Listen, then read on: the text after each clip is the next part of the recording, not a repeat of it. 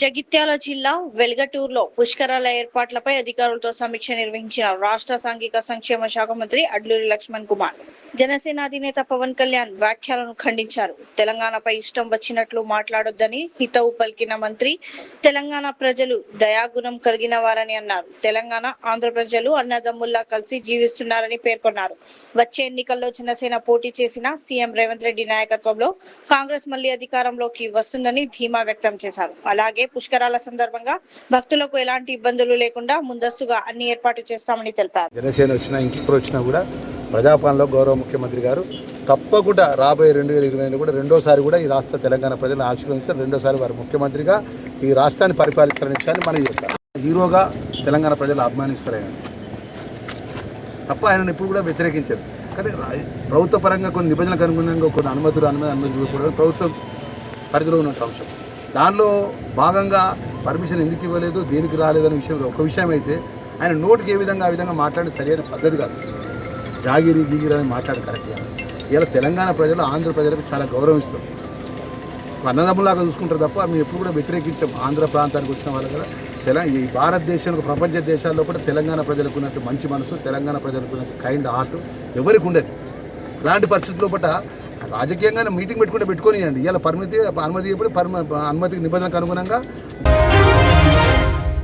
విధి నిర్వహణలో ప్రమాదవశాత్తు మృతి చెందిన NPDCL line man Sonkamble Pramod Kumar కుటుంబానికి రాష్ట్ర ఉప ముఖ్యమంత్రి మల్లు భట్టి విక్రమార్క రూపాయి 1 కోటి ప్రమాద బీమా చెక్కును ప్రజాభవన్ లో అందజేశారు. మృతుడి భార్య నామినీ అయిన స్వప్నకు ఈ చెక్కు అందించారు. యూనియన్ బ్యాంక్ ఆఫ్ ఇండియాతో ఎన్పీడీసీఎల్ కుదుర్చుకున్న ఒప్పందం ప్రకారం యుఎస్ఎస్ఏ సాలరీ ప్యాకేజ్ కింద ఈ బీమా సౌకర్యం లభించింది. 2025 మార్చి 24న విధి నిర్వహణలో జరిగిన ప్రమాదంలో ప్రమోద్ కుమార్ మరణించగా క్లెయిమ్ ప్రక్రియ పూర్తి చేసి రూపాయి 1 కోటి బీమా మొత్తాన్ని మే 30న స్వప్న ఖాతాలో జమ చేశారు. ఈ కార్యక్రమంలో NPDCL CM Varun Reddy, finance director Tirupati Reddy, union bank CEO Ashish Pandey తదితర అధికారులు పాల్గొన్నారు. డీకే శివకుమార్ ప్రమాణ స్వీకారానికి మంత్రి అజరుద్దీన్ హాజరు.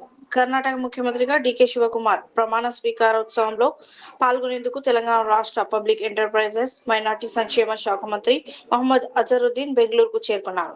ఈ సందర్భంగా డీకే శివకుమార్ కు శుభాకాంక్షలు తెలిపిన మంత్రి అజరుద్దీన్ ఆయన నాయకత్వంలో కర్ణాటక రాష్ట్రం అభివృద్ధి, సుపరిపాలన, ప్రజా సంక్షేమ రంగాల్లో మరింత పురోగతి సాధించాలని ఆకాంక్షించారు. కొత్త ప్రభుత్వం అన్ని వర్గాల సంక్షేమం కోసం పనిచేయాలని ఆశాభావం వ్యక్తం చేశారు. Worked hard to achieve also, and congratulations to everybody. It was a very good day, and with our Chief Minister Ravindra Reddy Sahab, so it looks very good for Telangana. They have taken several decisions. I think he's a very positive looking person, and he likes to take decisions very fast, and we are happy to have him as the Chief Minister of Telangana. Yes, I'm very happy. I've come here, so I'm very happy to be here. I wish him all the best. I hope and pray that he takes Karnataka to another level. देखिए, वो तो बिल्कुल एकदम काफ़ी experience आदमी है, और उनका जो स्किल्स है जो गवर्नमेंट चलाने के और जो पार्टी चलाने के, उन्होंने जो जितना कर्नाटका के लिए किया है, कांग्रेस पार्टी के लिए क्या है, तो शायद कोई इतना क्या होगा, बट लेकिन वो डिजर्विंग कैंडिडेट है. मुझे बहुत खुशी है कि उन्होंने आज स्वेरिंग इन हो रही उनकी, और मेरे ख्याल में आप देखेंगे और ज़्यादा से ज़्यादा डेवलपमेंट होगा. ये भी कहना चाहूँगा कि सिद्धारामैया साहब ने भी काफ़ी डेवलपमेंट किया. उन्होंने भी एक बहुत बड़ा डिसीजन लिया, उनको भी मैं मुबारकबाद देता हूँ. और जो भी मेरे ख्याल में उनका एक्सपीरियंस था, वो एक्सपीरियंस मेरे ख्याल में डीके शिवकुमार साहब भी उसको काम में लेके आएंगे.